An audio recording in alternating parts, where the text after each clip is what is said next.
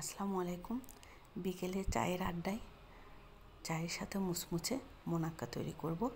আমি 1.5 কাপ ময়দা নিয়ে এলাম, স্বাদ মতো লবণ দিলাম, টেবিল চামচে 1 চামচের চিনি, হাফ চামচ কালো জিরা, 4 চামচের 1 চামচ ঘি দিয়ে সবগুলো উপকরণ একসাথে মিক্স করে নিলাম। এদিকে আমি মেজারমেন্টে গোল চামচে 1 চামচ রান্নার তেল দিয়ে দিলাম, দিয়ে আবার ভালো করে হাত দিয়ে মাখায় নিলাম।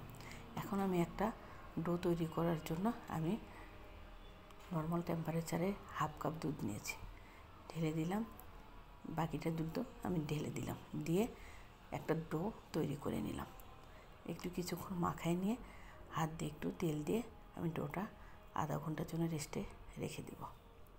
আধা ঘন্টা পরে আমি আবার চলে আসলাম, দিয়ে হাত দিয়ে ভালো করে মুথে একটা সফট একটা আমি ডো তৈরি করে নিয়েছি। এখন 2টা লেচি করে নিয়ে আমি রুটি তৈরি করব।